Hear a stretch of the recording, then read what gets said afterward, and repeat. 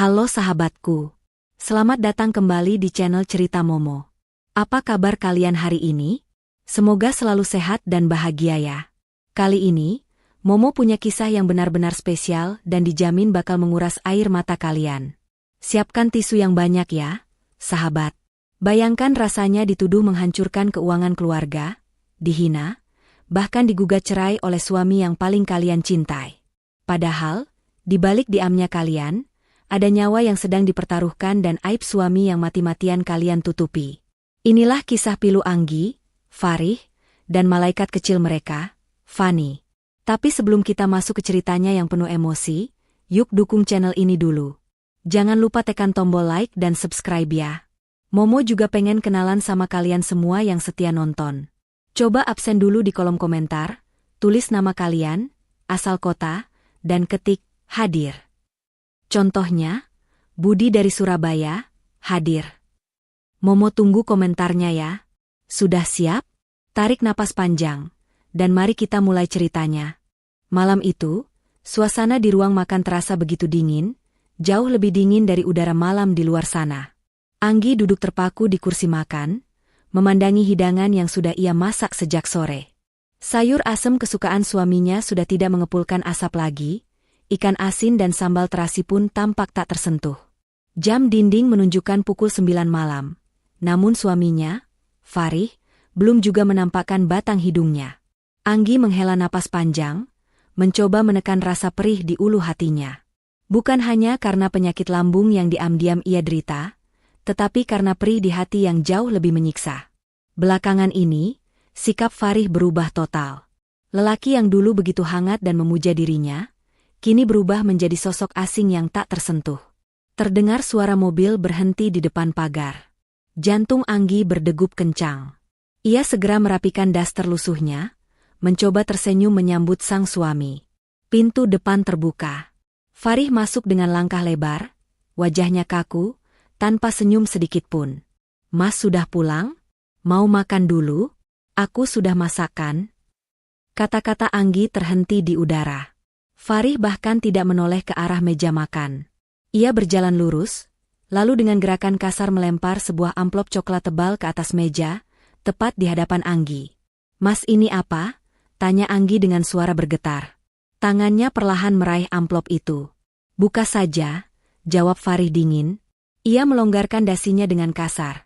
Matanya menatap Anggi dengan tatapan yang sulit diartikan, campuran antara kemarahan, kekecewaan, dan kejijikan. Anggi membuka amplop itu. Matanya membelalak saat membaca judul surat di dalamnya, gugatan perceraian. Dunia seakan runtuh menimpa kepala Anggi. Kertas itu terlepas dari tangannya, jatuh melayang ke lantai. "Mas, kakakmu mau menceraikan aku? Tapi kenapa? Apa salahku, Mas?" Farih tertawa sinis, tawa yang menyayat hati. "Kamu tanya kenapa? Nggi, sadar diri dong. Selama setahun ini aku diam, aku sabar melihat kelakuan kamu. Tapi makin lama kamu makin menjadi-jadi." Farih mendekat, telunjuknya menuding tepat ke wajah Anggi. "Aku kerja banting tulang dari pagi sampai malam, mengejar target perusahaan, menjilat atasan demi promosi jabatan. Semuanya demi siapa? Demi keluarga ini. Tapi kamu cuma bisa menghabiskan uang." "Mas, aku tidak." "Jangan menyangkal," potong Farih dengan nada tinggi. "Aku sudah cek mutasi rekening tabungan kita. Ratusan juta, Nggi. Ratusan juta hilang begitu saja dalam setahun ini. Kamu pakai buat apa? Belanja tas branded? Perawatan wajah? Atau jangan-jangan kamu punya simpanan lain di luar sana?" Air mata Anggi mulai menetes deras membasahi pipinya yang kian tirus. Tuduhan itu begitu kejam. Padahal, setahun ini Anggi tidak pernah membeli baju baru sehelai pun. Daster yang ia pakai bahkan sudah ada jahitan di bagian ketiaknya. Ia tidak pernah ke salon, tidak pernah makan enak di restoran. "Demi Allah, Mas, aku tidak pernah memakai uang itu untuk foya-foya. Aku. Anggi tergagap. Lidahnya terasa keluh. Ingatannya melayang pada ancaman preman yang datang minggu lalu. "Kalau kamu tidak transfer besok, foto-foto tabrakan suami kamu 5 tahun lalu akan kami sebar ke kantornya. Biar dia dipecat dan masuk penjara. Anggi menelan ludahnya susah payah. Ia tidak bisa mengatakannya. Jika ia jujur uang itu untuk membayar pemeras yang memegang bukti kejahatan masa lalu Farih, suaminya akan hancur. Karir yang Farih bangun mati-matian akan tamat. Farih bisa dipenjara. Anggi lebih rela dirinya yang dibenci daripada melihat suaminya hancur. Kenapa diam? Gak bisa jawab kan? Bentak Farih lagi. Kamu itu benalu, Nggi, parasit. Ibuku benar, harusnya aku tidak menikahi wanita yang tidak bisa mengatur keuangan sepertimu. Mulai malam ini, kita pisah kamar. Tunggu saja panggilan sidang. Farih membalikkan badan dan melangkah menuju kamar tamu, membanting pintu dengan keras hingga kaca jendela bergetar. Anggi merosot ke lantai. Kakinya tak kuat lagi menopang tubuhnya. Ia menangis tanpa suara, memukul-mukul dadanya yang terasa sesak. Maafkan aku, Mas. Maafkan aku. Bisiknya lirih di antara isak tangis. Tanpa mereka sadari, di balik pintu kamar yang sedikit terbuka, ada sepasang mata kecil yang menyaksikan semuanya. Fanny, putri mereka yang baru berusia 8 tahun, berdiri mematung dengan boneka beruang di pelukan tangan kirinya. Tangan kanannya memegang sebuah tablet yang menyala. Layar tablet itu merekam segalanya. Merekam teriakan ayahnya, merekam tangisan ibunya, dan merekam betapa hancurnya keluarga yang dulu ia banggakan. Fanny tidak menangis meraung-raung. Ia hanya diam, tapi air mata mengalir deras di pipi gembilnya. Hati kecilnya terluka melihat ibunya diperlakukan seperti itu. Dalam hati anak sekecil itu, timbul sebuah tekad. Ia menekan tombol stop pada rekaman videonya, lalu berbisik pelan pada layar tabletnya. Sabar ya, Bu. Fanny tahu ibu orang baik. Fanny akan simpan ini buat ibu. Malam itu menjadi malam terpanjang bagi Anggi, dan awal dari sebuah perjuangan sunyi seorang istri dan anak kecilnya melawan ketidakadilan orang yang paling mereka cintai. Pagi itu, sinar matahari yang menembus jendela kaca ruang tengah seolah tak mampu menghangatkan suasana rumah yang beku. Anggi terbangun dengan mata sembab dan kepala yang terasa berat. Semalaman ia tidak bisa memejamkan mata. Bayang-bayang amplop coklat berisi gugatan cerai itu terus menari-nari di pelupuk matanya. Ditambah lagi, rasa nyeri di ulu hatinya semakin menjadi-jadi pagi ini. Rasanya seperti ada tangan tak kasat mata yang meremas lambungnya dengan kuat. Namun, seperti biasa, Anggi menelan rasa sakit itu bulat-bulat. Ia tidak punya hak untuk mengeluh. Apalagi di saat posisinya sedang terpojok seperti sekarang. Dengan langkah gontai, Anggi menuju dapur. Ia tetap menjalankan tugasnya sebagai seorang istri. Ia menyiapkan sarapan, menyeduh kopi hitam tanpa gula kesukaan Farih, dan memastikan seragam sekolah Fanny sudah rapi. Wajahnya pucat, keringat dingin membasahi pelipisnya, namun ia memaksakan diri untuk tetap berdiri di depan kompor. Tak lama kemudian, Farih turun dari lantai atas. Ia sudah rapi dengan setelan jas mahalnya, aroma parfum maskulin yang biasa ia pakai menguar memenuhi ruangan. Farih tampak begitu gagah dan berwibawa, kontras sekali dengan Anggi yang hanya mengenakan daster rumahan yang warnanya sudah mulai pudar. Anggi menatap suaminya dengan tatapan penuh harap, berharap kemarahan semalam sudah mereda. Mas, sarapannya sudah siap.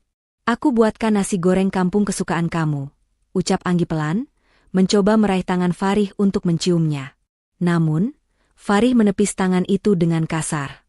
Ia bahkan tidak melirik sedikit pun ke arah meja makan yang sudah tertata rapi. Ia berjalan melewati Anggi seolah istrinya itu hanyalah patung pajangan yang tidak bernyawa. Farih langsung menuju rak sepatu, memakai sepatu kulit mengkilapnya dengan gerakan cepat. Aku tidak lapar, jawab Farih singkat, nadanya sedingin es. Melihat muka kamu saja sudah bikin aku kenyang. Kalimat itu menancap tepat di jantung Anggi. Belum sempat Anggi menjawab, suara klakson mobil terdengar nyaring dari depan rumah. Sebuah mobil sedan mewah berwarna merah berhenti tepat di depan gerbang. Pintu mobil terbuka, dan turunlah sosok wanita parubaya dengan dandanan mencolok dan perhiasan emas yang bergemerincing di pergelangan tangannya. Itu adalah Ibu Yanti, ibu kandung Farih. Jantung Anggi berdegup kencang. Kedatangan Ibu Yanti tidak pernah membawa kabar baik. Sejak awal pernikahan, mertuanya itu memang tidak pernah menyukai Anggi. Di mata Ibu Yanti, Anggi hanyalah wanita dari keluarga sederhana yang tidak selevel dengan Farih yang kini menjabat sebagai direktur muda. "Assalamualaikum," seru Ibu Yanti dengan suara melengking, langsung nyelonong masuk tanpa menunggu dibukakan pintu. Matanya yang tajam langsung menyapu seisi ruangan, mencari-cari kesalahan. "Waalaikumsalam, Bu," jawab Anggi sambil menunduk, mencoba menyalami tangan mertuanya. Ibu Yanti menarik tangannya sebelum sempat disentuh Anggi, seolah takut tertular penyakit. "Rumah kok hawanya panas begini? AC gak dinyalain apa?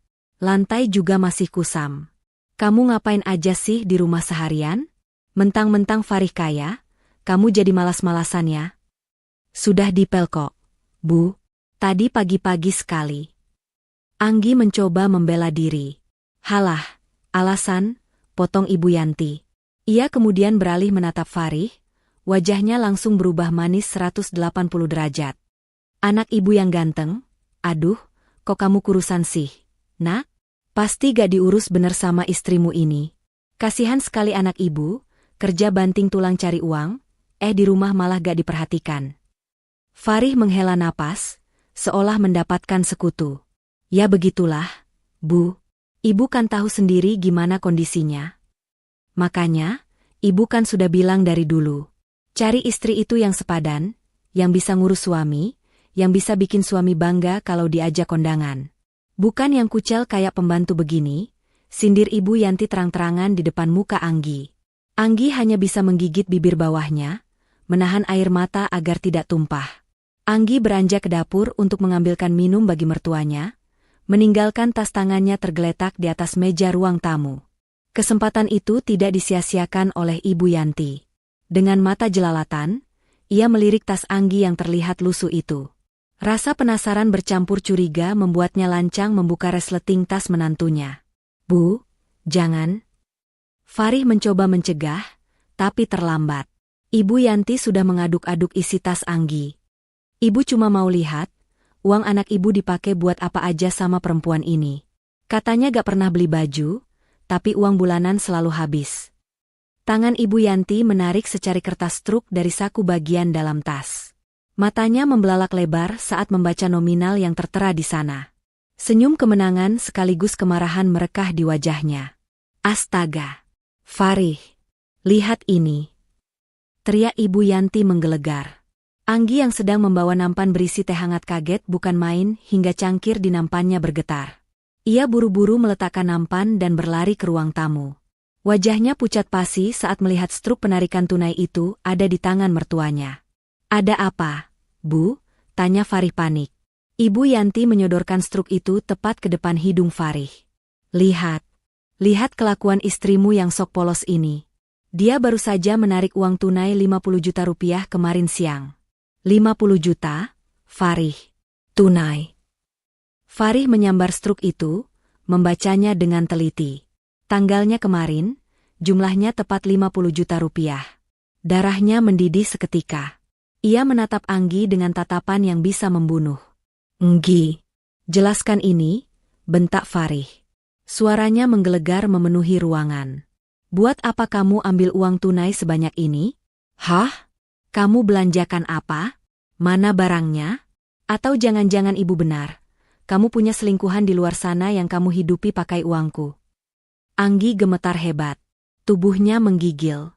Uang itu ia berikan kepada orang suruhan yang mengancam akan membeberkan bukti tabrak lari Farih. Jika Anggi jujur sekarang, Farih pasti tidak akan percaya. Atau lebih parah lagi, Farih akan tahu bahwa karirnya sedang di ujung tanduk. Anggi tidak bisa membiarkan Farih stres dan ketakutan. Biarlah ia yang menanggung beban ini. "Jawab, jangan bisu." Ibu Yanti ikut memanasi, mendorong bahu Anggi dengan telunjuknya. "Pasti dikirim ke kampung kan? Buat kasih makan keluargamu yang miskin itu? Dasar lintah darat, sudah numpang hidup, malah ngerampok." "Bukan, Bu. Demi Allah bukan buat keluargaku." Anggi menangis, menggelengkan kepalanya kuat-kuat. "Terus buat apa? Kalau bukan buat selingkuhan, bukan buat keluarga, terus buat apa uang 50 juta itu hilang dalam sehari? Kamu makan uang itu?" Farih mencengkeram lengan Anggi kuat-kuat hingga Anggi meringis kesakitan. "Sakit, Mas. Hati aku lebih sakit. Nggi, aku kerja keras, kepalaku mau pecah mikirin target perusahaan, kamu malah enak-enakan buang duit. Farih menghempaskan tangan Anggi hingga istrinya itu terhuyung dan jatuh terduduk di sofa. Farih dengan napas memburu merampas tas Anggi. Ia mengeluarkan dompet Anggi, mengambil semua kartu debit, kartu kredit, dan bahkan uang tunai recehan yang ada di sana. Mas, jangan mas, itu pegangan aku buat belanja sayur. Mohon Anggi sambil berusaha meraih tangan suaminya. Tidak ada, putus Farih tegas. Wajahnya merah padam. Mulai detik ini, aku sita semua akses keuangan kamu. Kartu kredit aku blokir. Rekening aku bekukan. Kamu tidak pantas pegang uang sepeser pun. Kamu itu boros, tidak bisa dipercaya. Betul Farih. Biar dia tahu rasa, kompor Ibu Yanti dengan wajah puas. Perempuan kayak gini harus dikasih pelajaran. Kalau perlu jangan kasih uang belanja sama sekali. Biar dia mikir cari duit itu susah. Mas, tolong. Fani butuh susu, butuh bekal sekolah. Anggi menangis terseduh-seduh di kaki Farih. Fani biar jadi urusanku. Kalau kamu butuh sesuatu, bilang sama aku. Aku yang belikan langsung. Tidak ada lagi uang tunai buat kamu. Mulai sekarang kamu hidup dari apa yang ada di kulkas saja sampai sidang cerai kita selesai. Ancam Farih tanpa belas kasihan. Farih memasukkan semua kartu itu ke saku jasnya, lalu berbalik mencium tangan ibunya. Ibu benar. Aku salah pilih istri. Maafkan Farih ya, Bu. Ibu Yanti mengelus punggung anaknya dengan senyum penuh kemenangan. Ia menatap Anggi yang tergugu di lantai dengan tatapan merendahkan. Makanya, jadi istri itu harus tahu diri. Sudah untung dipungut anak saya, malah ngelunjak. Farih dan Ibu Yanti kemudian melenggang pergi keluar rumah. Farih membukakan pintu mobil untuk ibunya, lalu masuk ke mobilnya sendiri dan tancap gas meninggalkan rumah tanpa menoleh sedikit pun pada istrinya yang hancur lebur di ruang tamu. Sepeninggal mereka, suasana rumah kembali hening, menyisakan suara isak tangis Anggi yang memilukan. Ia memeluk lututnya, merasakan sakit di perutnya yang semakin menjadi-jadi karena stres. Namun, rasa sakit fisik itu tidak sebanding dengan rasa sakit dituduh mencuri uang suaminya sendiri, padahal uang itu ia gunakan untuk menyelamatkan nama baik suaminya dari kehancuran. Di sudut tangga, Fani berdiri diam. Ia sudah mengenakan seragam sekolahnya lengkap dengan tas punggung. Tangan kecilnya menggenggam erat tali tasnya. Ia melihat semuanya. Ia mendengar neneknya menghina ibunya. Ia melihat ayahnya merampas dompet ibunya. Fani berjalan pelan menuruni tangga, mendekati ibunya yang masih menangis di lantai. Dengan lembut, Fani menyentuh bahu ibunya. Bu. Panggil Fani lirih. Anggi tersentak kaget. Ia buru-buru menghapus air matanya, memaksakan senyum di wajahnya yang basah. Ia tidak ingin Fani melihatnya lemah. Sayang. Sudah siap sekolah ya? Maaf ya ibu nangis, tadi mata ibu kelilipan debu. Fani tahu ibunya berbohong. Fani tahu ibunya sedang terluka parah. Tapi Fani tidak membantah.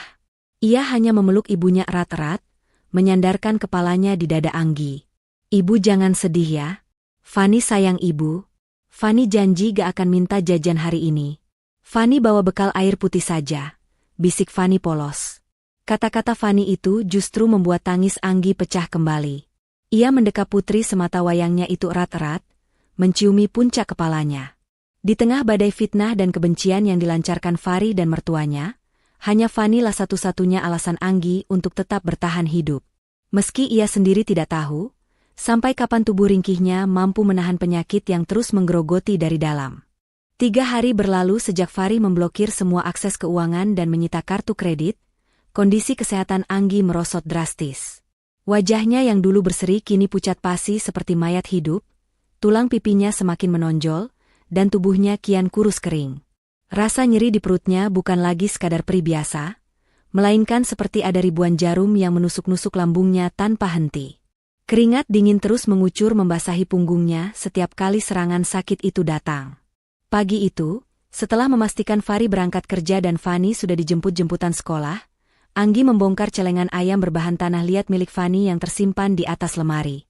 Dengan tangan gemetar dan hati yang hancur, ia memecahkan celengan itu. Kepingan uang receh 500-an dan 1000-an berhamburan di lantai. Anggi memunguti uang receh itu satu persatu sambil menangis. Ia merasa menjadi ibu yang paling buruk di dunia, karena terpaksa meminjam uang tabungan anaknya, hanya untuk pergi berobat ke rumah sakit umum. Maafkan ibu, nak. Ibu pinjam dulu ya. Nanti kalau ibu sudah sembuh dan punya uang, ibu ganti 10 kali lipat. Bisiknya lirih pada pecahan celengan yang berserakan. Dengan menggenggam kantong kresek berisi uang receh, Anggi berjalan kaki menuju jalan raya di bawah terik matahari yang menyengat, lalu menaiki angkutan umum yang sesak menuju rumah sakit umum daerah. Ia tidak berani pergi ke rumah sakit swasta langganan keluarganya dulu, takut ditolak karena tidak mampu membayar deposit. Sesampainya di rumah sakit, Anggi harus mengantre berjam-jam di lorong yang pengap dan penuh sesak. Bau obat-obatan bercampur dengan aroma keringat manusia, membuatnya semakin mual. Berkali-kali ia harus menekan perutnya kuat-kuat untuk menahan rasa sakit yang nyaris membuatnya pingsan. Saat namanya akhirnya dipanggil, Anggi menyeret kakinya masuk ke ruang periksa dokter spesialis penyakit dalam. Dokter senior yang memeriksa hasil laboratorium dan USG Anggi, menatapnya dengan pandangan prihatin yang mendalam. Ia meletakkan lembaran hasil tes itu di meja dengan perlahan. Bu Anggi, panggil dokter itu dengan nada berat. Hasil pemeriksaan hari ini mengkonfirmasi kecurigaan saya bulan lalu. Kanker di lambung ibu sudah memasuki stadium lanjut. Penyebarannya cukup cepat karena ibu sering menunda pengobatan dan tingkat stres ibu sangat tinggi. Anggi terdiam. Ia sudah menduganya, tapi mendengarnya langsung tetap saja membuat dunianya gelap. Kita harus segera melakukan tindakan operasi pengangkatan jaringan kanker, dilanjutkan dengan kemoterapi intensif mulai minggu depan. Kalau tidak, saya khawatir tubuh ibu tidak akan kuat bertahan lebih dari 6 bulan, lanjut sang dokter tegas. Anggi menunduk, meremas ujung dasternya yang lusuh. Biaya operasi dan kemoterapi pasti mencapai puluhan bahkan ratusan juta rupiah. Uang 50 juta yang ia tarik tempo hari sudah ludes diserahkan pada pemeras itu demi menutup aib Farih. Sekarang, sepeser pun ia tak punya. Kartu BPJS miliknya pun statusnya menunggak, karena ia lupa membayar premi bulan lalu di tengah kekalutan rumah tangganya. Dok? Suara Anggi terdengar parau. Apa? Apa tidak ada obat jalan saja? Obat pereda nyeri saja? Dokter itu menghela napas panjang, tampak frustrasi. Bu, obat nyeri hanya menutupi gejala, tidak membunuh sel kankernya. Kondisi ibu ini kritis. Uang bisa dicari, Bu, tapi nyawa tidak ada gantinya. Suami ibu mana? Kenapa ibu selalu datang sendiri? Panggil suami ibu, saya perlu bicara dengannya soal biaya dan persetujuan tindakan. Mendengar kata, suami, air mata Anggi tak terbendung lagi. Ia menggeleng lemah. Jangan, Dok. Suami saya, dia sedang sibuk sekali. Dia tidak boleh tahu saya sakit. Kalau dia tahu, konsentrasi kerjanya bisa terganggu. Tolong, Dok, berikan saya resep obat nyeri yang paling kuat dan murah.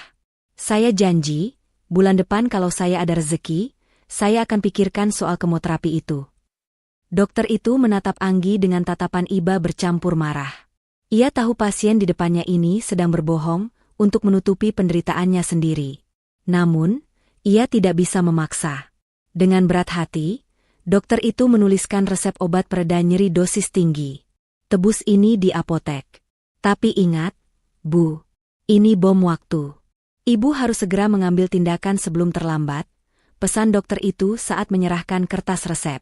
Anggi mengangguk lemah, mengucapkan terima kasih, lalu keluar dari ruangan. Di apotek, ia menghitung kembali uang receh dari celengan Fani. Ternyata jumlahnya hanya cukup untuk menebus separuh dari resep obat itu. Anggi tersenyum miris, menerima obat seadanya, lalu pulang dengan langkah gontai. Sore harinya, Anggi sudah kembali berada di rumah. Ia berusaha terlihat segar di depan Fani yang baru pulang sekolah. Namun, pertahanannya runtuh saat ia sedang membersihkan kamar mandi. Rasa mual yang hebat tiba-tiba menyerang. Perutnya bergejolak hebat seolah dipelintir dari dalam. Anggi buru-buru membungkuk di atas wastafel. Hue. Bukan cairan bening atau sisa makanan yang keluar, melainkan cairan kental berwarna merah pekat. Darah segar. Anggi terbatuk-batuk, darah terus keluar dari mulutnya, memercik ke keramik wastafel yang putih bersih. Bau anyir darah seketika memenuhi kamar mandi sempit itu. Tubuh Anggi gemetar hebat, kakinya lemas. Ia mencengkeram pinggiran wastafel agar tidak ambruk ke lantai. Napasnya tersengal-sengal, matanya berkunang-kunang. Tanpa Anggi sadari, pintu kamar mandi tidak tertutup rapat. Ada celah kecil sekitar 10 cm yang terbuka. Di balik celah itu, Fanny berdiri mematung. Anak kecil itu baru saja hendak masuk untuk mencuci tangan, tapi langkahnya terhenti saat mendengar suara batuk ibunya yang mengerikan. Mata Fanny membelalak lebar melihat cairan merah yang dimuntahkan ibunya. Tangan kecil Fanny menutup mulutnya sendiri agar tidak berteriak. Jantungnya berdegup kencang karena ketakutan. Fanny melihat ibunya yang gemetar menyalakan keran air, membasuh wajah dan membersihkan sisa darah di wastafel dengan panik, seolah takut ada yang melihat jejak penderitaannya. Setelah bersih, Anggi menatap cermin, menepuk-nepuk pipinya agar terlihat sedikit merona, lalu memaksakan sebuah senyum palsu. Fanny mundur perlahan, hatinya terasa sakit sekali. Ia tahu itu darah. Ia sering melihat di film kartun kalau pahlawan yang terluka akan berdarah. Berarti ibunya sedang terluka parah.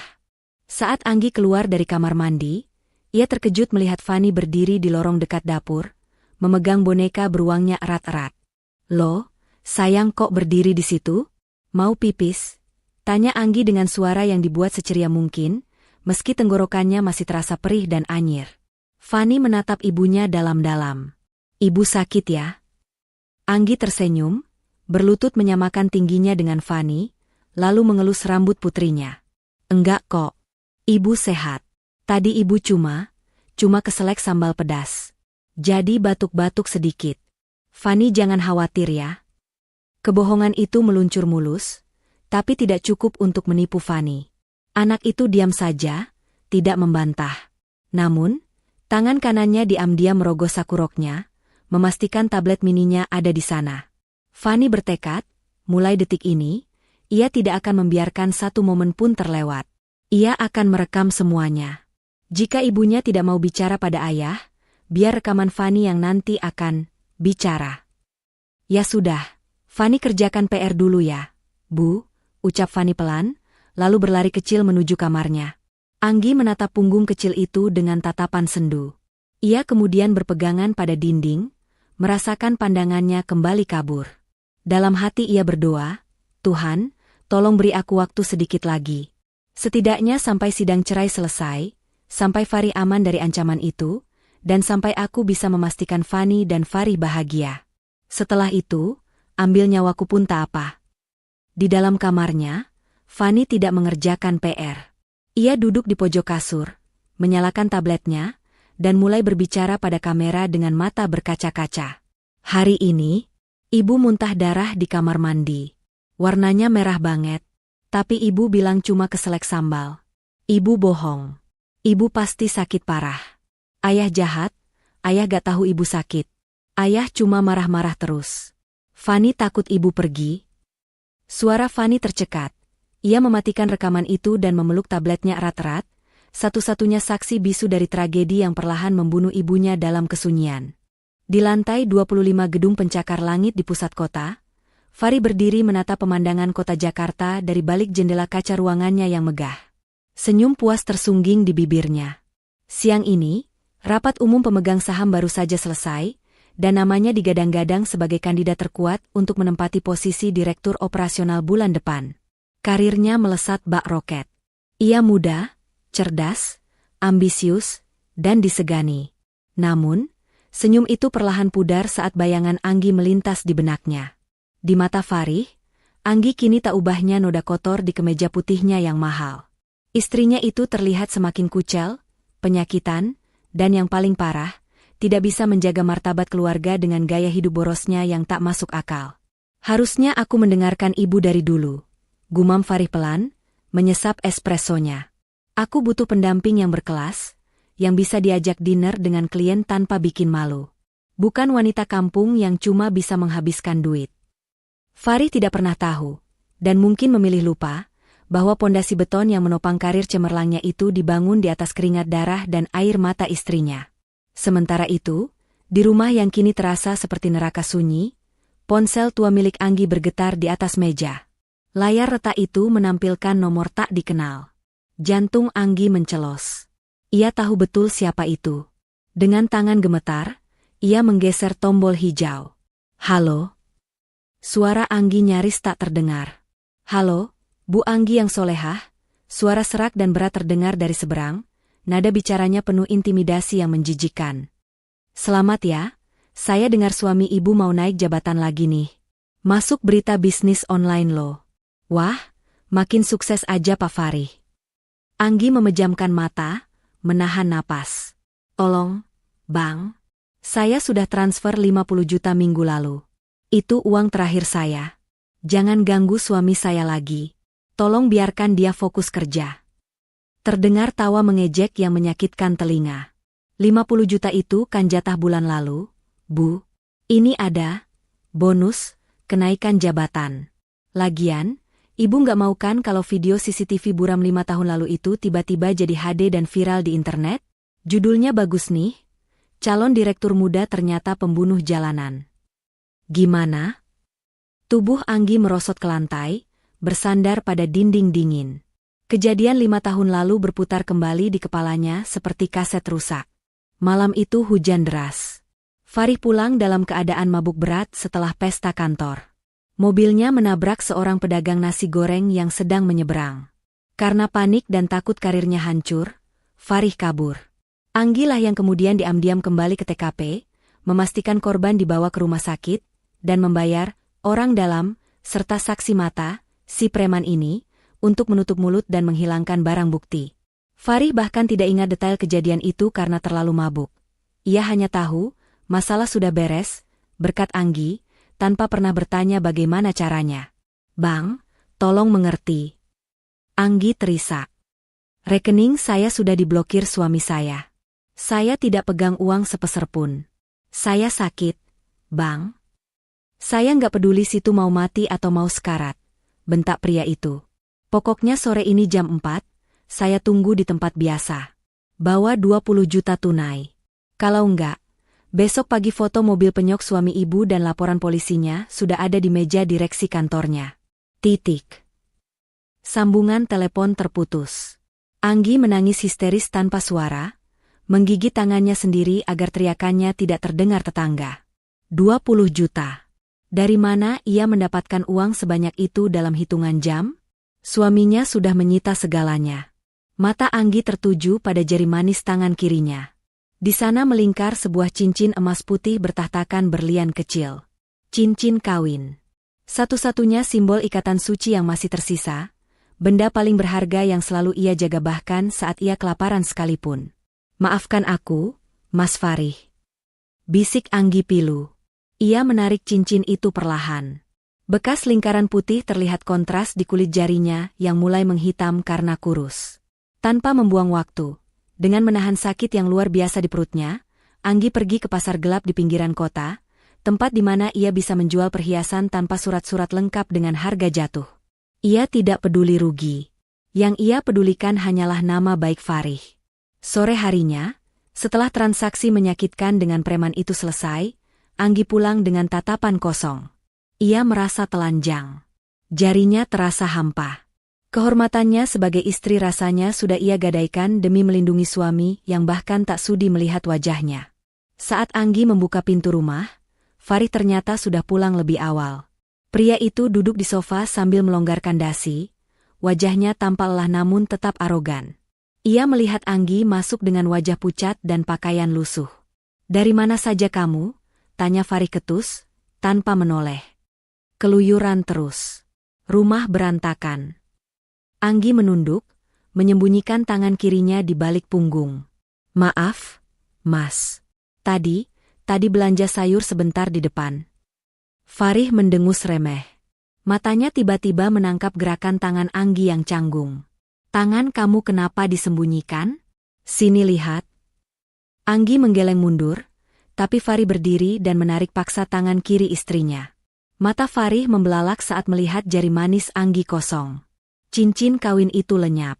"Mana cincinmu?" tanya Farih dengan suara rendah yang mengerikan. Anggi gemetar. "Mas, itu. Jual lagi?"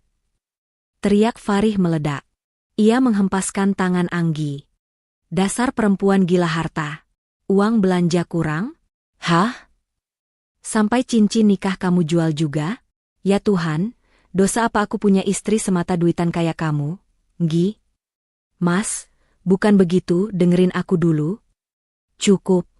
Aku muak dengar alasan kamu. Farih menatap Anggi dengan tatapan jijik yang lebih parah dari sebelumnya. Cincin itu simbol kesetiaan, dan kamu jual demi uang receh. Itu membuktikan kalau pernikahan ini memang gak ada artinya buat kamu selain bisnis. Anggi hanya bisa menangis dalam diam. Mulutnya terkunci rapat. Ia ingin berteriak, aku jual cincin itu buat nyawamu. Mas, buat karirmu, buat harga dirimu. Tapi ia tahu, jika ia mengatakannya, Farih akan tahu bahwa ia adalah seorang kriminal penabrak lari. Anggi memilih menelan hinaan itu sendirian. Biarlah ia yang dianggap mata duitan, asalkan suaminya tetap menjadi orang terhormat di mata dunia. Farih meludah ke lantai, tepat di dekat kaki Anggi, lalu naik ke lantai atas dengan amarah yang meluap-luap. Meninggalkan Anggi yang merosot di lantai ruang tamu, memegangi jari manisnya yang kosong sambil menangis pilu. Di sudut ruangan, Fani kembali menjadi saksi bisu. Tablet di tangannya masih merekam. Ia merekam jari ibunya yang kosong, merekam teriakan ayahnya, dan merekam pengorbanan tak terucap yang kembali terjadi hari ini. Fani kecil mulai mengerti satu hal. Ibunya bukan menjual cincin karena jahat, tapi karena terpaksa. Fani bersumpah, video ini akan ia simpan baik-baik. Suatu hari nanti, ayah harus menonton ini. Harus. Sabar ya Bu. Sebentar lagi. Batin Fani, mengusap layar tabletnya yang basah oleh air matanya sendiri. Suasana di rumah mewah itu kini tak ubahnya seperti kuburan. Hening, dingin, dan mencekam. Sejak pertengkaran hebat soal cincin kawin tempo hari, Farih benar-benar menganggap Anggi tidak ada. Ia tidak menegur, tidak melirik, bahkan tidak memakan masakan yang disiapkan Anggi. Farih lebih memilih makan di luar, atau memesan makanan siap saji yang ia makan sendirian di kamar kerjanya yang terkunci rapat. Di tengah perang dingin orang dewasa itu, Fani tumbuh menjadi anak yang jauh lebih dewasa dari usianya. Gadis kecil berusia 8 tahun itu tidak lagi merengek minta mainan atau minta jalan-jalan. Tablet berwarna merah muda yang dulu hanya ia gunakan untuk menonton kartun, kini berubah fungsi menjadi senjata rahasianya. Fani menamai folder khusus di galeri tabletnya dengan nama Bukti Sayang Ibu. Siang itu, sepulang sekolah, Fani tidak langsung mengganti seragamnya. Ia melihat pintu kamar ibunya sedikit terbuka. Dengan langkah mengendap-endap seperti kucing, Fani mendekat. Ia melihat Anggi sedang duduk di tepi ranjang, memegang selembar kemeja kerja Farih yang belum disetrika. Anggi mendekap kemeja itu ke dadanya, menghirup aroma parfum suaminya yang tertinggal di sana sambil memejamkan mata. Air mata bening mengalir di pipi tirusnya yang kini tampak semakin cekung. Fani mengangkat tabletnya, menekan tombol rekam. Lensa kamera kecil itu menangkap momen pilu tersebut dengan jelas. Mas Farih. Terdengar suara parau Anggi di rekaman itu. Aku rindu kamu yang dulu, Mas. Aku rindu saat kamu bilang masakan aku enak. Aku rindu saat kamu lus kepala aku. Anggi terbatuk pelan. Wajahnya meringis menahan nyeri di perutnya. Ia meremas kemeja itu kuat-kuat, seolah menyalurkan rasa sakit yang menggerogoti organ dalamnya. Bertahanlah sebentar lagi, Anggi. Jangan mati dulu. Bisik Anggi pada dirinya sendiri, suaranya terekam jelas oleh mikrofon tablet Fani. Kamu harus pastikan Farih mendapatkan hak asuh Fani. Kalau kamu mati sekarang, Farih akan kerepotan. Selesaikan sidangnya, pastikan Farih menang, baru kamu boleh istirahat selamanya. Di balik pintu, Fani membekap mulutnya sendiri. Dadanya sesak mendengar doa ibunya yang justru meminta kematian demi kebahagiaan ayahnya. Fani mematikan rekaman itu, lalu lari ke kamarnya. Ia menangis di bawah bantal, tapi ia tidak menghapus video itu. Ia tahu video itu penting. Sore harinya, Farih pulang lebih awal bersama seorang pria berjas rapi yang membawa tas kulit. Itu Pak Rudi, pengacara Farih. Mereka duduk di ruang tamu, membicarakan strategi untuk sidang pertama yang akan digelar minggu depan. Fanny yang sedang pura-pura menggambar di meja belajar ruang tengah, diam-diam mengarahkan kamera tabletnya ke arah ruang tamu. Jaraknya cukup dekat, suara mereka terdengar jelas. "Jadi gimana, Pak Rudi? Buktinya sudah cukup kuat?"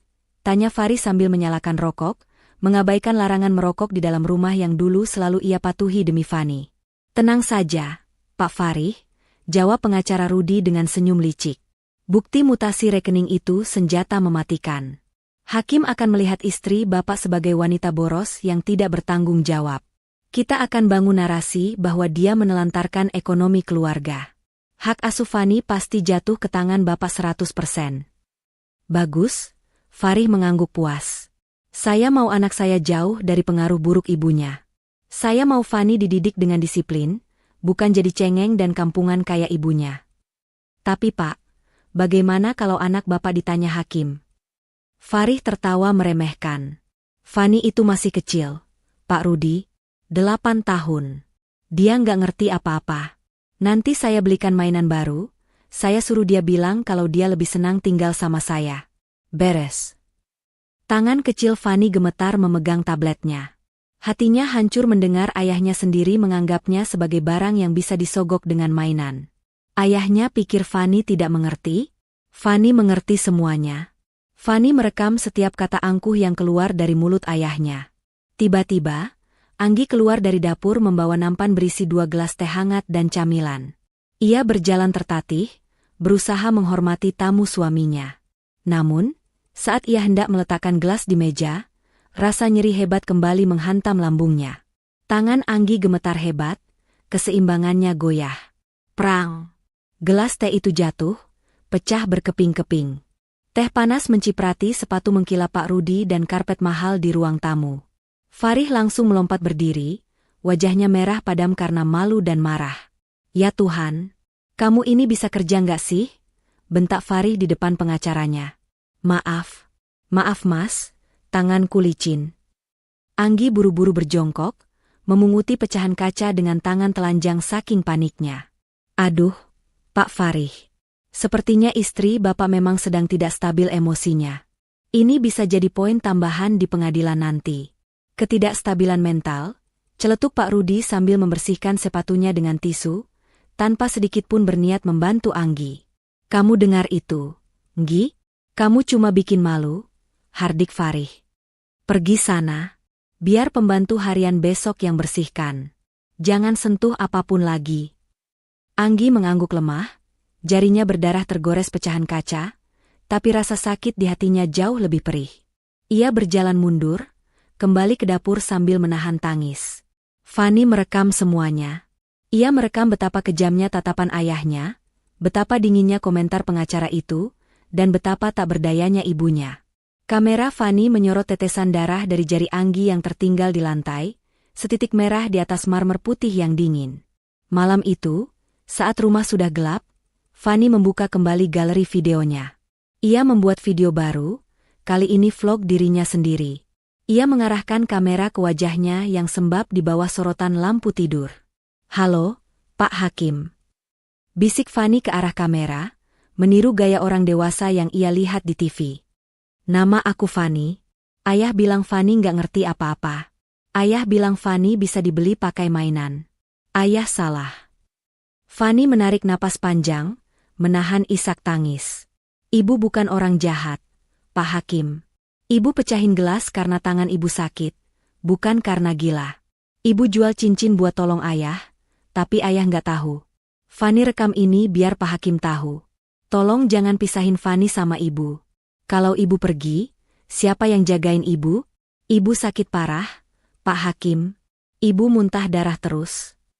Fanny mengakhiri rekaman itu. Ia memeluk tabletnya erat-erat seolah itu adalah nyawa keduanya.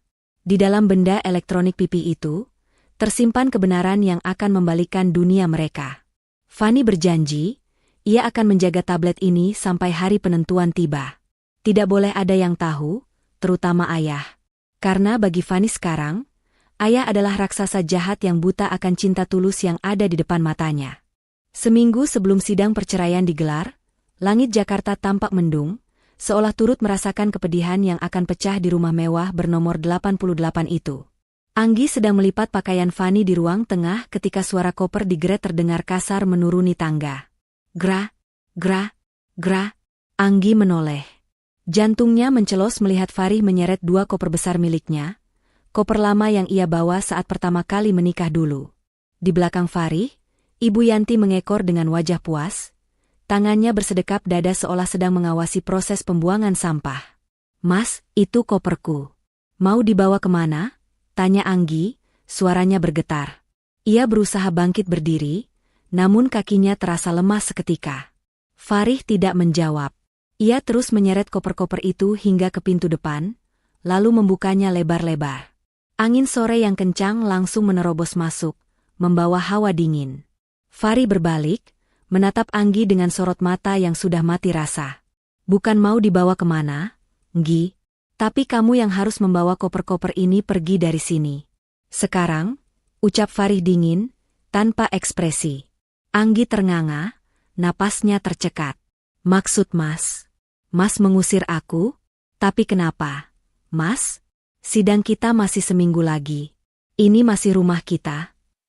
Rumah aku, potong Farih tajam. Ini rumah yang kubeli dengan keringatku. Kamu tidak punya hak 1% pun di sini. Pengacaraku menyarankan agar kita pisah rumah sebelum sidang dimulai, supaya prosesnya lebih cepat dan tidak ada drama. Aku muak melihat wajahmu yang seolah-olah jadi korban setiap hari. Betul itu. Ibu Yanti menimpali, melangkah maju mendekati Anggi. Kamu itu cuma bawa aura negatif di rumah ini. Lihat anakku, sejak mau cerai sama kamu, karirnya makin bagus. Itu tandanya kamu memang pembawa sial. Sana pergi. Jangan nunggu diseret satpam komplek. Air mata Anggi tumpah seketika. Bukan masalah rumah atau harta yang ia takutkan. Tapi Fani. Jika ia pergi sekarang, siapa yang akan memastikan Fani makan tepat waktu? Siapa yang akan memeluk Fani saat mimpi buruk? Dan yang paling menyakitkan, Anggi sadar waktunya di dunia ini mungkin tidak lama lagi. Setiap detik bersama Fani adalah emas baginya. Anggi berlari kecil, bersimpuh di kaki Farih, memeluk kaki suaminya erat-erat. Ia tidak peduli harga dirinya hancur di depan mertua. Mas, tolong, jangan usir aku sekarang. Biarkan aku tinggal di sini sampai sidang putusan. Mas, aku janji aku akan diam di kamar pembantu di belakang. Aku nggak akan ganggu Mas. Aku cuma mau dekat sama Fani. Tolong, Mas. Isak Anggi memilukan. Farih menggeram kesal. Ia berusaha melepaskan pelukan Anggi. Lepas, Nggi. Jangan bikin malu. Fani nggak butuh ibu yang boros dan pembohong kayak kamu. Dia akan lebih bahagia sama aku dan ibu. Enggak, Mas. Fani butuh ibunya. Aku mohon. Demi Allah, Mas. Aku nggak punya siapa-siapa lagi di kota ini. Aku lagi sakit, Mas, badanku lemas. Anggi akhirnya kelepasan bicara soal kondisinya, berharap ada secuil belas kasih tersisa di hati suaminya. Namun, pengakuan itu justru disambut tawa sinis oleh Ibu Yanti. Halah, drama lagi. Sakit apa? Sakit kanker? Atau sakit jiwa? Kemarin saya lihat kamu masih kuat jalan ke pasar. Jangan ngarang cerita biar dikasihani Farih. Farih yang sudah termakan hasutan ibunya semakin gelap mata. Ia merasa Anggi sedang memanipulasinya lagi. Dengan sekali sentakan kuat, Farih berhasil melepaskan kakinya dari pelukan Anggi. Tubuh Anggi yang ringkih terhuyung ke belakang, membentur sudut meja hias. Au! Anggi meringis, memegangi perutnya yang nyeri hebat akibat benturan itu. Namun rasa sakit fisik itu ia abaikan. Ia kembali mencoba merangkak mendekati Farih. Cukup, Nggi, bentak Farih. Ia mencengkeram lengan Anggi, menariknya bangkit dengan kasar, lalu menyeretnya keluar pintu. Fani, Ibu pamit, Nak. Fani baik-baik ya. Anggi berteriak histeris sambil diseret suaminya. Matanya menatap nanar ke arah lantai 2, berharap putrinya mendengar. Diam, hardik Farih. Mereka sampai di luar pagar. Farih melempar koper-koper itu ke jalanan aspal, lalu mendorong Anggi keluar pagar besi yang tinggi itu. Anggi terjatuh di atas aspal kasar, lututnya berdarah. Jangan pernah injakkan kakimu di sini lagi sampai kita ketemu di pengadilan. Ambil barang-barangmu, dan pergi dari hidupku. Farih menutup gerbang besi itu dengan bantingan keras. Blam! Suara besi beradu memecah keheningan sore. Anggi merangkak mendekati pagar, jemarinya mencengkeram besi-besi dingin itu. Wajahnya basah oleh air mata dan keringat dingin. Mas Farih. Buka, Mas. Fani. Di balik gerbang, Farih berbalik badan, berjalan masuk ke dalam rumah tanpa menoleh sedikitpun, diikuti Ibu Yanti yang tersenyum penuh kemenangan. Mereka meninggalkan Anggi sendirian di pinggir jalan seperti pengemis yang tak diinginkan. Namun, ada satu hal yang luput dari perhatian Farih dan ibunya. Di lantai 2, jendela kamar Fani terbuka sedikit. Gadis kecil itu berdiri di sana, di balik tirai tipis yang bergoyang tertiup angin. Wajahnya basah oleh air mata, tapi bibirnya terkatup rapat menahan isak agar tidak ketahuan ayahnya. Tangan kecil Fani memegang tabletnya yang diarahkan ke bawah, ke arah gerbang. Lensa kamera itu merekam segalanya dengan jelas. Merekam bagaimana ayahnya menyeret ibunya. Merekam neneknya yang tertawa. Merekam ibunya yang dilempar ke jalanan seperti sampah. Dan merekam suara ibunya yang berteriak memanggil namanya dengan penuh kepedihan. Fani dengar, Bu. Fani dengar. Bisik Fani lirih, suaranya bergetar hebat. Di layar tablet itu, Fani menzoom gambar ibunya yang kini sedang tertatih-tatih membereskan koper, lalu berjalan gontai menjauh dari rumah dengan langkah yang sangat lemah, sesekali memegangi perutnya. Punggung ibunya terlihat begitu rapuh, seolah bisa patah kapan saja. Ayah jahat. Nenek jahat, desis Fani. Hatinya yang masih polos kini dipenuhi awan hitam kemarahan. Ia menyimpan rekaman itu ke dalam folder rahasianya. Fani menghapus air matanya dengan punggung tangan. Ia berjanji tidak akan menangis di depan ayah. Ia harus kuat. Ia harus menjadi mata-mata untuk ibunya. Sore itu, Anggi berjalan tanpa arah menyusuri trotoar. Ia akhirnya menemukan sebuah kontrakan peta kecil di gang sempit yang lembab, jauh dari kemewahan rumah yang baru saja ia tinggalkan. Dengan sisa uang receh di saku dasternya, ia membayar sewa untuk seminggu. Di kamar kontrakan yang hanya beralaskan tikar tipis itu, Anggi meringkuk memeluk lutut. Rasa sakit di lambungnya semakin menjadi-jadi, menyebar ke punggung hingga ke dada.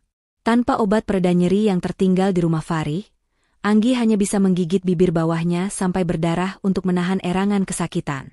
Tuhan! Rintih Anggi dalam kesendiriannya. Kuatkan aku seminggu lagi, cuma seminggu lagi. Biarkan aku melihat wajah Mas Farih dan Fani untuk terakhir kalinya di sidang nanti. Setelah itu, aku ikhlas.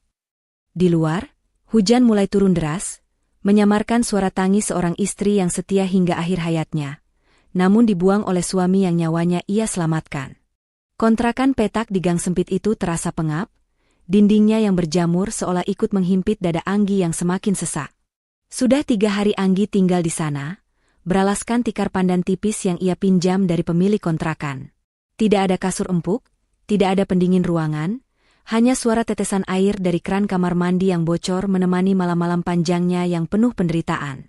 Kondisi Anggi merosot drastis dengan kecepatan yang mengerikan.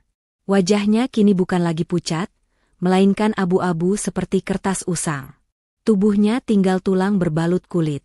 Setiap kali ia mencoba menelan makanan, perutnya menolak dengan hebat, memuntahkan kembali apa saja yang masuk bercampur dengan cairan asam dan darah. Kanker di lambungnya kini telah menguasai tubuhnya sepenuhnya, menggerogoti sisa-sisa tenaga yang ia miliki.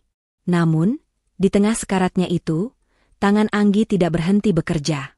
Di sudut ruangan, di bawah terangnya lampu bohlam 5 watt yang remang-remang, Anggi duduk membungkuk. Di tangannya ada jarum dan benang, serta tumpukan kain milik tetangga yang minta dijahitkan. Anggi menerima pesanan menjahit permak pakaian demi mendapatkan uang receh. Matanya yang cekung seringkali berkunang-kunang, memaksanya berhenti sejenak dan memejamkan mata menahan nyeri yang menusuk tulang belakang. Tapi ia kembali membuka mata, kembali menusukkan jarum dengan tangan gemetar. Ayo Anggi, sedikit lagi. Bisiknya menyemangati diri sendiri. Kamu butuh uang ini. Bukan untuk obat. Bukan untuk makan. Uang upah menjahit yang tak seberapa itu, ia kumpulkan lembar demi lembar di bawah bantal tikarnya. Tujuannya hanya satu, membeli sebuah dasi sutra berwarna biru tua. Anggi ingat, bulan depan adalah ulang tahun Farih. Dulu, Farih pernah menunjuk dasi itu di sebuah etalase toko saat mereka jalan-jalan, tapi Farih tidak membelinya karena harganya cukup mahal, dan saat itu mereka sedang berhemat menabung untuk rumah. Sekarang Farih sudah kaya, ia bisa membeli 1000 dasi seperti itu. Tapi bagi Anggi, ini adalah simbol cintanya yang terakhir. Sebuah kado perpisahan sebelum ia benar-benar pergi. Uhuk. Anggi terbatuk hebat. Ia buru-buru menutup mulutnya dengan kain perca bekas, takut darahnya mengenai kain pesanan pelanggan. Benar saja, kain perca di tangannya kini basah oleh noda merah pekat. Napas Anggi tersengal-sengal, keringat dingin sebesar biji jagung bercucuran di pelipisnya. Rasanya nyawanya seperti ditarik paksa keluar dari raganya. Mas Farih. Rintihnya lirih. Bayangan suaminya yang gagah muncul di benaknya. Meski Farih telah membuangnya, menghinanya, dan menginjak harga dirinya, hati Anggi tak pernah berubah. Ia mencintai lelaki itu tanpa syarat. Ia rela mati perlahan di kamar kumuh ini, asalkan Farih selamat dari ancaman penjara akibat kasus tabrak lari itu. Biarlah Farih membencinya sampai akhir hayat. Yang penting suaminya tetap bisa hidup terhormat dan membesarkan Fani dengan layak. Sementara itu, di rumah mewah Farih, suasana justru tampak ceria, kontras dengan penderitaan Anggi. Ibu Yanti sedang sibuk mengatur ulang dekorasi ruang tamu, membuang semua barang-barang peninggalan Anggi. Foto pernikahan Farih dan Anggi sudah diturunkan dan diganti dengan lukisan abstrak mahal. Nah, begini kan lebih enak dipandang. Aura kemiskinan si Anggi itu sudah hilang. Celoteh Ibu Yanti riang. Rih, kamu harus siap-siap. Setelah sidang besok dan ketuk palu cerai, Ibu mau kenalkan kamu sama anak teman Ibu. Cantik, lulusan luar negeri, bapaknya pejabat. Cocok buat pendamping kamu. Farih yang sedang duduk membaca berkas kantor hanya mengangguk samar. Nanti sajalah, Bu. Fokus sidang dulu. Aku mau pastikan hak asuh Fani jatuh ke tanganku. Aku nggak mau Fani diasuh perempuan itu. Tenang saja. Hakim mana yang mau kasih anak ibu gelandangan yang nggak punya rumah? Sahut Ibu Yanti meremehkan. Di lantai atas, Fani mendengar percakapan itu. Ia tidak lagi menangis. Air matanya sudah kering. Gadis kecil itu kini lebih sering diam. Tatapannya tajam dan dingin, persis seperti orang dewasa yang menyimpan dendam. Ia menatap tabletnya yang kini baterainya sudah terisi penuh 100%. Fani memastikan folder, bukti sayang ibu, aman terkunci. Nenek salah. Ayah salah. Gumam Fani pelan, jarinya mengusap layar tablet. Besok Fani kasih tahu semuanya. Kembali ke kontrakan sempit. Malam semakin larut. Anggi akhirnya berhasil menyelesaikan jahitan terakhirnya. Ia menyeret tubuhnya untuk menyerahkan hasil jahitan ke tetangga sebelah. Dengan uang upah yang ia terima, ditambah sisa uang receh di dompet, jumlahnya pas untuk membeli dasi itu besok pagi di toko dekat pasar sebelum sidang. Anggi kembali ke kamarnya, tubuhnya ambruk di atas tikar. Tenaganya benar-benar habis terkuras. Pandangannya mulai kabur, langit-langit kamar yang kusam seolah berputar. Tuhan, doa Anggi dengan suara putus-putus. Terima kasih sudah memberiku kekuatan untuk menyelesaikan kado Mas Farih. Tolong, bangunkan aku besok pagi. Sekali saja. Izinkan aku melihat wajah suamiku dan anakku di sidang. Izinkan aku memberikan kado ini. Setelah itu, engkau boleh mengambilku kapan saja. Anggi meraba saku dasternya, mengeluarkan foto kecil ukuran 3x4. Foto Farih saat wisuda sarjana dulu, saat mereka masih miskin namun bahagia.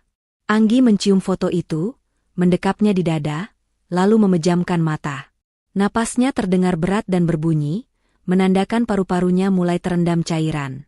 Malam itu, di kesunyian yang mencekam, malaikat maut seolah sudah berdiri di ambang pintu, menunggu waktu yang tepat untuk menjemput jiwa yang lelah itu.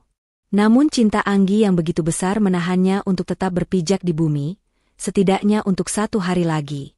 Hari penentuan. Hari itu akhirnya tiba. Matahari bersinar terik di luar gedung pengadilan agama, Kontras dengan suasana mencekam di ruang sidang nomor 3. Fari duduk di kursi penggugat dengan punggung tegak, mengenakan setelan jas terbaiknya yang licin tanpa kerutan. Wajahnya bersih, rambutnya tertata rapi, memancarkan aura kesuksesan seorang calon direktur. Di sampingnya, pengacara Rudi sibuk menata tumpukan berkas di meja, tersenyum percaya diri seolah kemenangan sudah ada di dalam saku jasnya. Di barisan kursi pengunjung, Ibu Yanti duduk dengan dagu terangkat tinggi. Ia mengenakan kebaya sutra mencolok, sesekali mengipas-ngipas wajahnya dengan kipas tangan, menatap sekeliling dengan tatapan meremehkan. Di sebelahnya, Fani duduk diam mematung. Gadis kecil itu mengenakan gaun pesta yang dipilihkan neneknya, membuatnya terlihat seperti boneka pajangan yang kaku. Tangan kecil Fani mendekap erat tas selempang bergambar kartun di pangkuannya. Di dalam tas itu, tablet kesayangannya menyala dalam mode siaga, siap menjadi saksi bisu hari penghakiman ini. Pintu ruang sidang terbuka pelan. Suara engsel yang berderit membuat semua kepala menoleh. Masuklah sosok wanita yang nyaris tak dikenali oleh Farih. Itu Anggi. Namun, Anggi yang ini terlihat mengerikan. Tubuhnya kurus kering seperti ranting pohon, wajahnya cekung dengan lingkar hitam pekat di bawah mata, dan kulitnya pucat pasi nyaris transparan. Ia berjalan tertatih-tatih, menyeret kakinya yang tampak berat, sambil memegang erat sebuah bungkusan kertas kecil berwarna coklat di dadanya. Melihat kondisi istrinya, Fari bukannya iba, malah mendengus sinis. Ia mencondongkan tubuh ke arah pengacaranya. Lihat itu, Pak Rudi. Drama lagi. Dia sengaja dandan seperti mayat hidup supaya hakim kasihan. Manipulatif sekali. Tenang saja, Pak. Hakim tidak butuh air mata, hakim butuh bukti, bisik Pak Rudi menenangkan. Sidang dimulai. Hakim ketua mengetuk palu, membuka persidangan dengan agenda pembuktian. Tanpa membuang waktu, pengacara Rudi langsung melancarkan serangan fajar. Ia maju ke depan meja majelis hakim, meletakkan tumpukan kertas tebal dengan gerakan dramatis. Yang mulia majelis hakim, suara Pak Rudi lantang menggema di ruangan. Klien saya, Bapak Farih, menggugat cerai saudari Anggi bukan tanpa alasan. Kami memiliki bukti tak terbantahkan bahwa tergugat adalah istri yang tidak bertanggung jawab, boros, dan telah melakukan penyelewengan keuangan rumah tangga yang parah. Pak Rudi mengambil selembar kertas yang sudah ditandai stabilo merah. Ini adalah rekening koran tahun terakhir. Terlihat jelas, ada penarikan tunai sebesar 50 juta rupiah minggu lalu, dan puluhan transaksi mencurigakan lainnya sepanjang tahun ini. Total kerugian klien saya mencapai ratusan juta rupiah. Uang itu lenyap tanpa jejak. Tidak ada barang, tidak ada aset. Kemana perginya uang itu kalau bukan untuk foya-foya atau disembunyikan untuk kepentingan pribadi? Anggi yang duduk sendirian di kursi tergugat, tanpa pengacara karena tak mampu membayar, hanya bisa menunduk. Tangannya gemetar hebat di bawah meja. Keringat dingin mengucur deras membasahi punggungnya. Perutnya kembali bergejolak, rasa sakit akibat kanker lambungnya menyerang tanpa ampun, seolah meremas ususnya hingga hancur. Namun, ia menggigit bibirnya kuat-kuat, menahan erangan. Saudari Anggi, suara hakim ketua terdengar berat dan berwibawa. Apakah benar Anda melakukan penarikan uang tersebut? Anggi mengangkat wajahnya perlahan. Matanya yang sayu bertemu dengan mata Farih yang menatapnya tajam penuh kebencian. Anggi ingin berteriak, uang itu untuk Mas Farih. Untuk menyuap saksi mata tabrak lari Mas Farih. Untuk menyelamatkan karir Mas. Tapi jika ia bicara, Farih akan ditangkap. Karir suaminya hancur. Fani akan punya ayah seorang narapidana. Tidak. Anggi tidak bisa membiarkan itu. Benar, Yang Mulia, jawab Anggi, suaranya parau dan sangat lemah, nyaris seperti bisikan. Untuk apa uang itu digunakan? Desak hakim. Hening. Ruang sidang sunyi senyap. Anggi menelan ludah yang terasa pahit. Air matanya menetes satu persatu. Saya pakai untuk keperluan saya sendiri, Pak Hakim. Gemuruh bisik-bisik terdengar dari bangku pengunjung. Ibu Yanti berdecih keras. Cih, dasar maling. Farih tersenyum puas. Pengakuannya sudah cukup. Ia kemudian diminta maju untuk memberikan kesaksian tambahan. Farih berdiri di podium saksi, memandang Anggi dengan tatapan yang seolah melucuti harga diri wanita itu. Yang mulia, ujar Farih dengan nada suara yang dibuat sedih dan tertekan. Saya bekerja keras siang malam demi keluarga. Saya berikan segalanya untuk istri saya. Tapi dia mengkhianati kepercayaan saya. Dia menjual cincin kawin kami, dia menghabiskan tabungan pendidikan anak kami. Dia bukan hanya istri yang buruk, tapi juga ibu yang gagal. Saya khawatir kalau anak saya, Fanny, diasuh oleh wanita yang tidak punya moral dan manajemen hidup seperti dia, masa depan anak saya akan hancur. Setiap kata yang keluar dari mulut Farih bagaikan belati yang menancap di dada Anggi. Rasanya lebih sakit daripada kankernya. Suaminya, orang yang ia lindungi dengan nyawanya, kini sedang membunuhnya pelan-pelan dengan kata-kata di depan hukum. Saya memohon kepada majelis hakim, lanjut Farih mantap. Kabulkan gugatan cerai saya, dan berikan hak asuh Fanny sepenuhnya kepada saya. Saya ingin menyelamatkan anak saya dari pengaruh ibunya. Hakim mengangguk-angguk, mencatat poin-poin penting. Situasi benar-benar menyudutkan Anggi. Semua bukti dan pengakuan mengarah pada satu kesimpulan, Anggi bersalah. Saat Farih turun dari podium dan berjalan kembali ke kursinya, ia melewati tempat duduk Anggi. Anggi, dengan sisa tenaga terakhirnya, mencoba meraih lengan jas suaminya. Tangan kurusnya yang gemetar menyodorkan bungkusan kertas coklat yang sejak tadi ia peluk. Mas, bisik Anggi, matanya memancarkan kerinduan yang mendalam. Ini kado buat Mas. Selamat ulang tahun ya, Mas. Aku beli pakai uang jahitku sendiri, bukan uang Mas. Farih berhenti sejenak. Ia melirik bungkusan lusuh itu, lalu menatap wajah Anggi dengan tatapan jijik. Tanpa menyentuh bungkusan itu, Farih menepis tangan Anggi kasar. Simpan saja sampahmu, Nggi, desis Farih tajam. Cukup keras untuk didengar Anggi namun samar bagi orang lain. Aku nggak butuh kado dari maling. Yang aku butuhkan cuma satu, kamu lenyap dari hidupku selamanya. Bungkusan itu terjatuh ke lantai. Isinya, sebuah dasi sutra biru tua yang dibeli Anggi dengan susah payah, tergeletak begitu saja di atas ubin dingin, sama seperti hati Anggi yang kini hancur berkeping-keping. Anggi tidak kuat lagi. Pandangannya mulai gelap. Napasnya tersengal-sengal pendek. Ia merosot di kursinya, menatap punggung Farih yang menjauh. Dalam hatinya ia berucap selamat tinggal. Sidang ini sepertinya akan menjadi akhir segalanya. Hakim sudah terlihat siap membacakan keputusan sementara yang akan memisahkan ia dari Fanny selamanya. Namun, Anggi dan Farih tidak sadar. Di barisan belakang, Fanny melihat semuanya.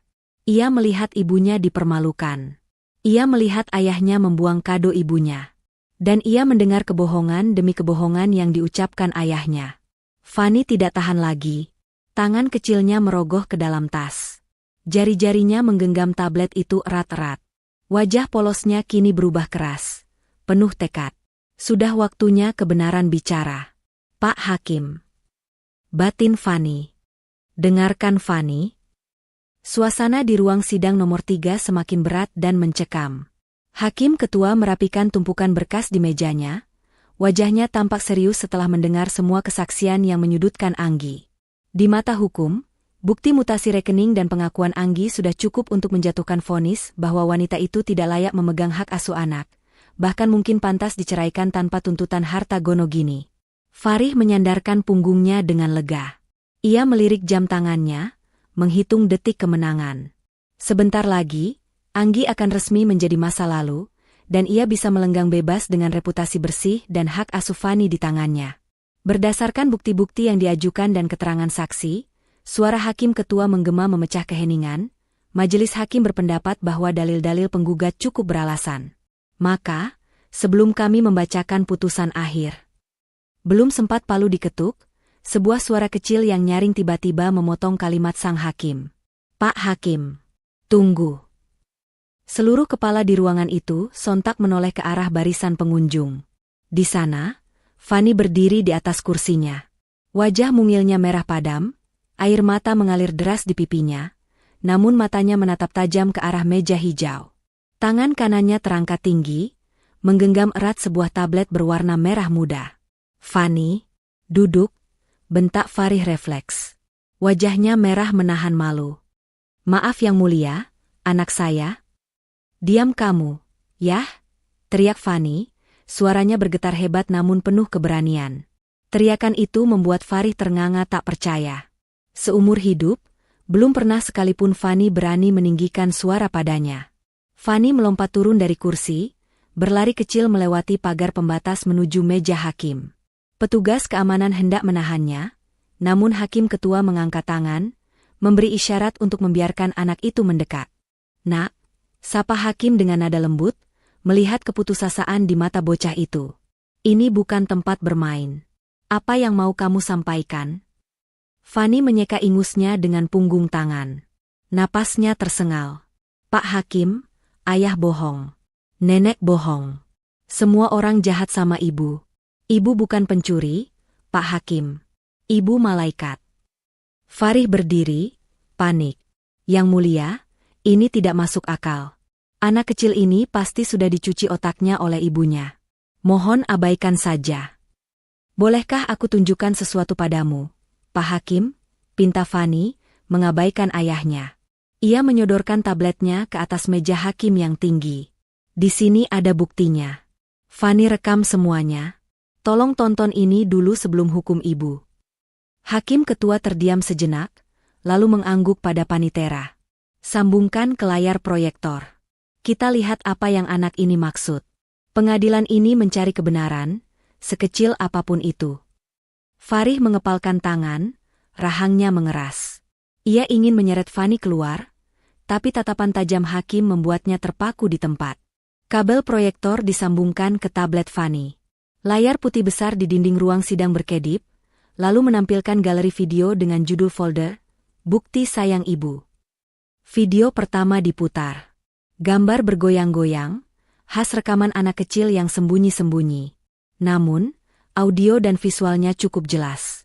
Terlihat latar belakang sebuah gang sempit dan kumuh. Anggi berdiri berhadapan dengan seorang pria bertato, preman yang sangat Farih kenali wajahnya, saksi mata kejadian 5 tahun lalu. Di video itu, Anggi menyerahkan amplop tebal dengan tangan gemetar. Suara Anggi terdengar jelas, ini 50 juta terakhir. Tolong, saya mohon jangan pernah muncul di depan Farih. Jangan kirim foto mobil penyok itu ke kantornya. Kasus tabrak lari 5 tahun lalu itu harus dikubur dalam-dalam. Suami saya baru saja naik jabatan. Kalau dia tahu dia menabrak orang dan kabur, dia bisa hancur. Biar saya yang cari uangnya, asal nama Farih bersih. Ruang sidang mendadak senyap. Hening yang mencekik. Wajah Farih yang tadinya merah padam karena marah, seketika berubah pucat pasi, lebih putih dari kertas. Matanya melotot menatap layar.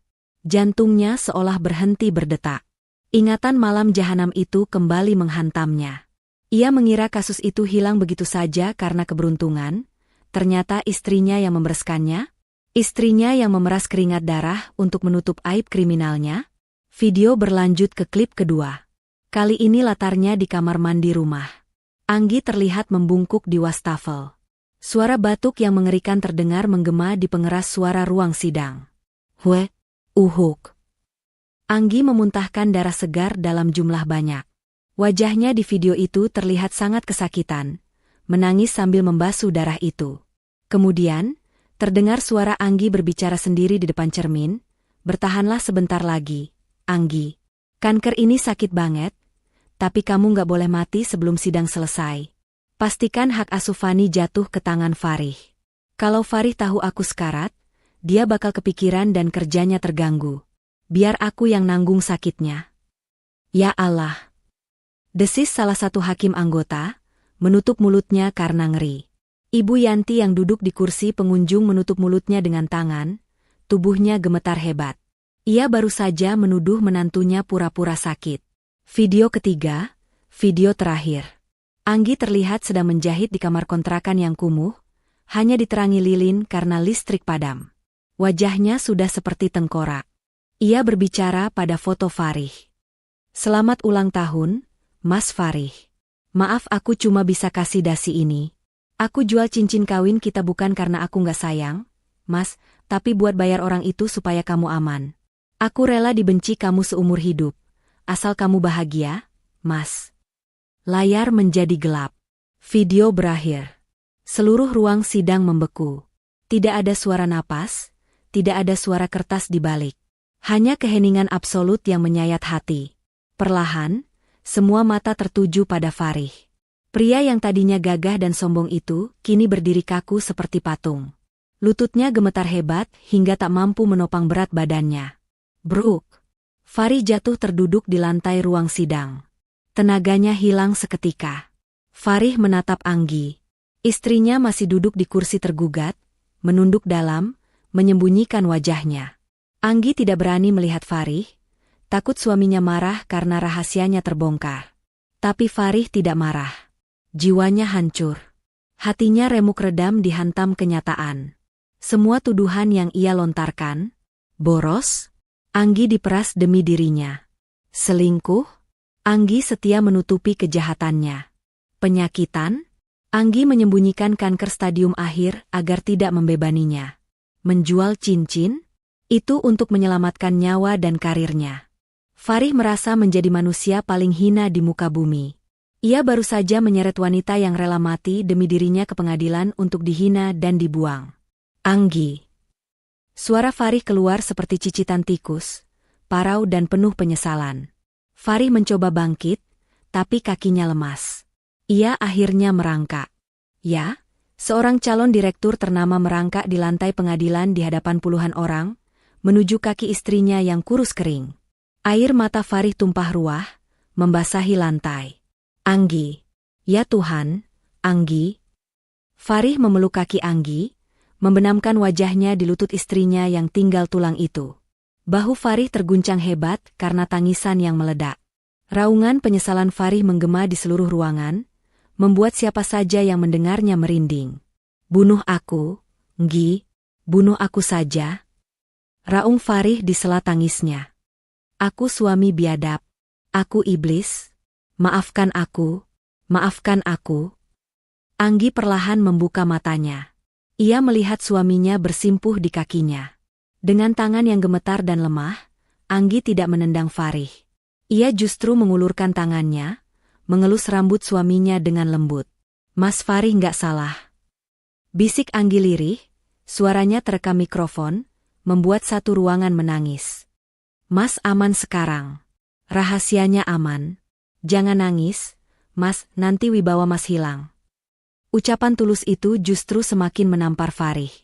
Ia mengangkat wajahnya, menatap Anggi dengan pandangan kabur oleh air mata. Dasi biru yang tadi ia buang, kini ia ambil dan ia dekap erat di dada.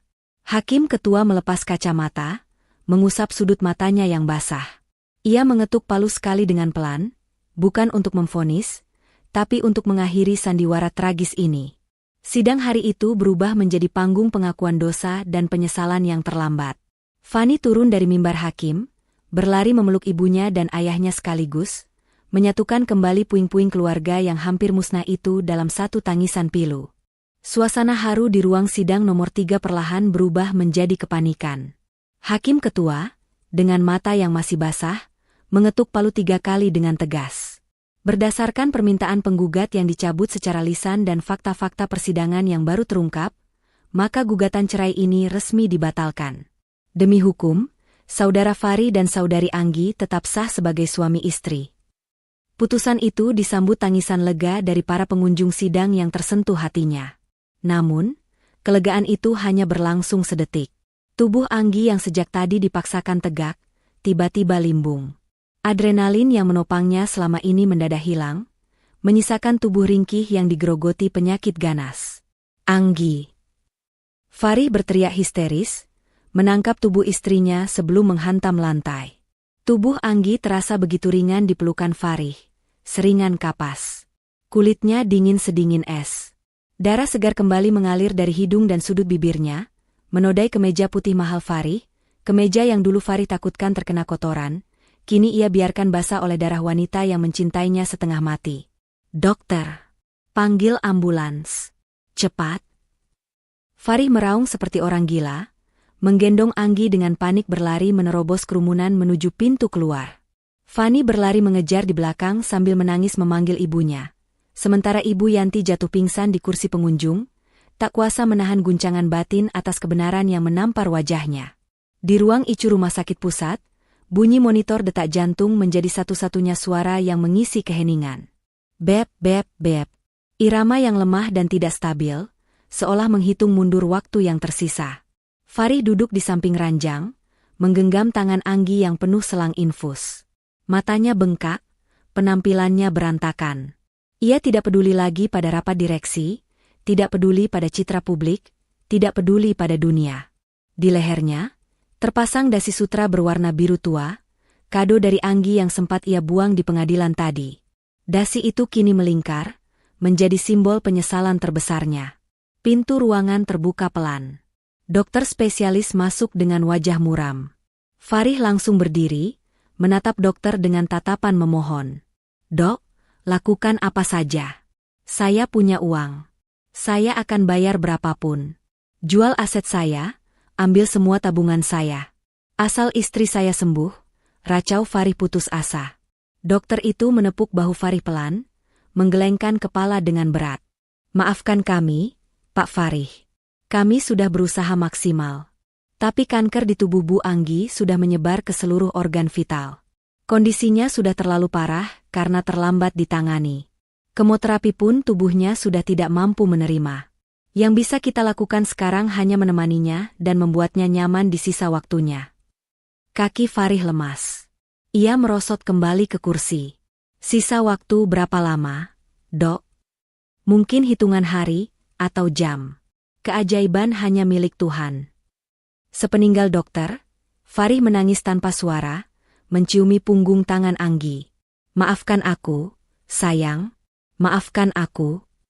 Tiba-tiba, jari-jari Anggi bergerak pelan. Kelopak matanya yang berat perlahan terbuka. Pandangannya kabur, tapi ia mengenali sosok yang menangis di sampingnya. Sudut bibir Anggi terangkat, membentuk senyum tipis yang sangat tulus. "Mas, Farih," bisiknya, suaranya nyaris tak terdengar tertutup masker oksigen.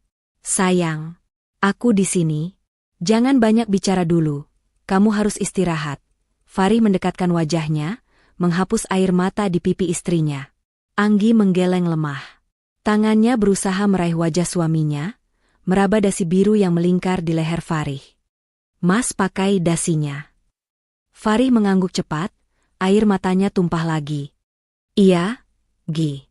Aku pakai. Ini dasi paling bagus sedunia. Aku nggak akan lepas. Aku suka banget, Gi.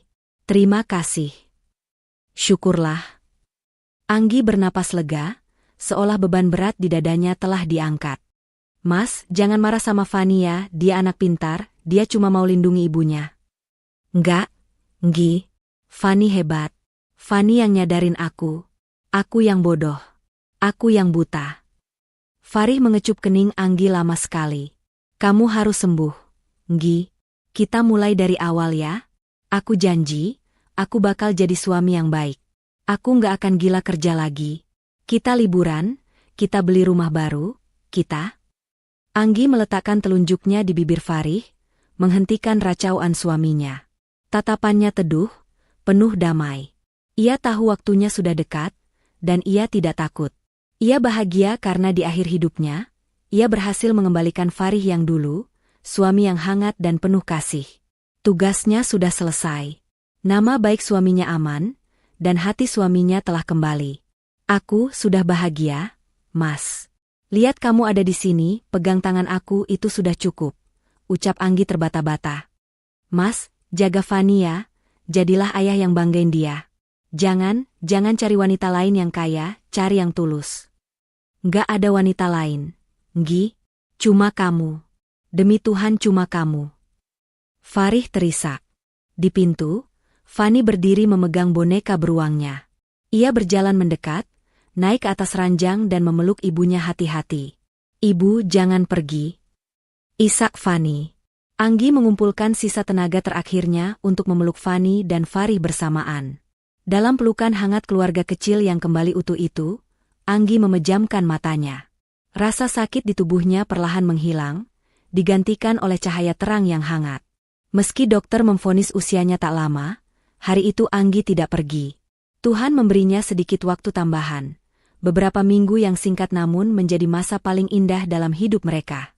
Farih menepati janjinya. Ia mengundurkan diri dari pencalonan direktur, memilih menghabiskan setiap detik untuk merawat Anggi. Ia yang menyuapi, memandikan, dan mengganti perban istrinya. Ia menebus semua dosa dan waktu yang hilang. Hingga pada akhirnya, saat Anggi menghembuskan napas terakhirnya dengan tenang di pelukan Farih, tidak ada lagi dendam atau rahasia. Hanya ada cinta yang abadi. Farih belajar dengan cara yang paling keras, bahwa kesuksesan terbesar seorang pria bukanlah seberapa tinggi jabatannya, melainkan seberapa bahagia wanita yang mendampinginya dari nol. Dan di atas nisan bertuliskan nama Anggi, Farih bersumpah, ia akan hidup sebagai ayah yang baik bagi Fani, membawa serta kenangan tentang pengorbanan tak terucap dari seorang istri yang mencintainya lebih dari nyawanya sendiri. Tama.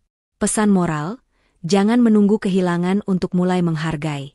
Seringkali, orang yang paling tulus mencintai kita adalah orang yang paling sering kita abaikan. Harta dan jabatan bisa dicari, tapi ketulusan hati dan keutuhan keluarga tak ternilai harganya. Komunikasi adalah kunci. Asumsi tanpa bukti hanya akan melahirkan penyesalan seumur hidup.